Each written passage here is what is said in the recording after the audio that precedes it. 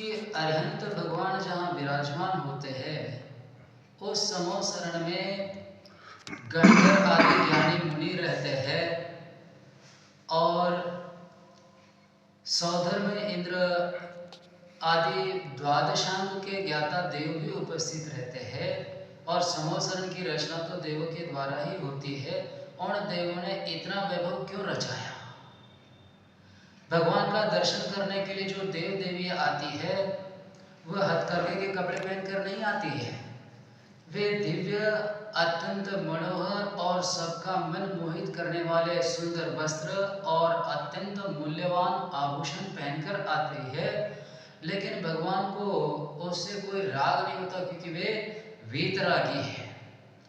भगवान के सामने जो जल से लेकर फल तक की सामग्री चढ़ाते हैं उससे भी भगवान को कोई मोह नहीं होता क्योंकि उन्होंने मोह कर्म का पहले ही विनाश किया हुआ है। लेकिन जो मनुष्य तिरंज अथवा देव भगवान के सामने जल फलादि सामग्री चढ़ाते हैं उनको शुभ पुण्य से इस सूत्र के अनुसार पुण्य का ही आश्रय होता है, उससे पाप कुछ भी नहीं लगता है। और आप लोग सामग्री चढ़ाते हैं कितने हो? चुटकी भर या मुट्ठी भर? अधिक से अधिक कोई महामंडल विधान होगा तो थाल भर चढ़ाओगे, पर देव तो ढेरों सामग्री चढ़ाते हैं। क्या देवों को पाप का बंध होता है?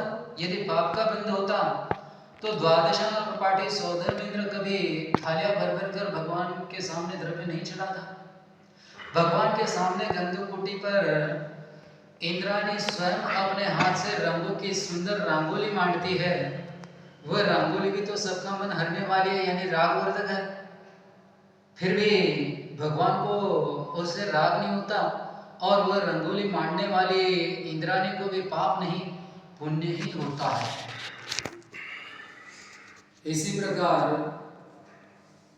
जो मनुष्य भगवान के सामने भक्ति से नाना प्रकार की सामग्री चढ़ाते हैं, भक्ति के गीत गाते हैं, वाद्य बजाते हैं, नृत्य करते हैं, उन सबसे उनको पाप नहीं पुण्य की ही प्राप्ति होती है। इसलिए इन क्रियाओं को कभी नहीं छोड़ना चाहिए, ध्यान रखना। इस प्रकार से जो मनुष्य निरंतर पुण्य का अर्जन करते हैं और उसे कभी भी मिथ्यात्व से दूषित नहीं करते हैं, निदान नहीं करते हैं। आचार्य कुंकुम स्वामी ने कहा है पुण्य फला अरिहंता, उनको उससे पुण्य का ही लाभ होता है और पुण्य के फल से वे स्वयं भी एक दिन अरिहंत यानी वीतरागी बनते हैं। राग ही वीतरागता की ओर ले जाने वाला सोपान है, इसलिए यह राग नहीं छोड़ना चाहिए। यदि वास्तव में कुछ हेय है तो द्वेष भाव है और विशेष रूप से भक्ति के प्रति जो द्वेष है वह तो अत्यंत हेय है। इसलिए सबसे पहले यह भक्ति का द्वेष छोड़ना चाहिए। यह हमारा सबके लिए उपदेश है। नमस्ते।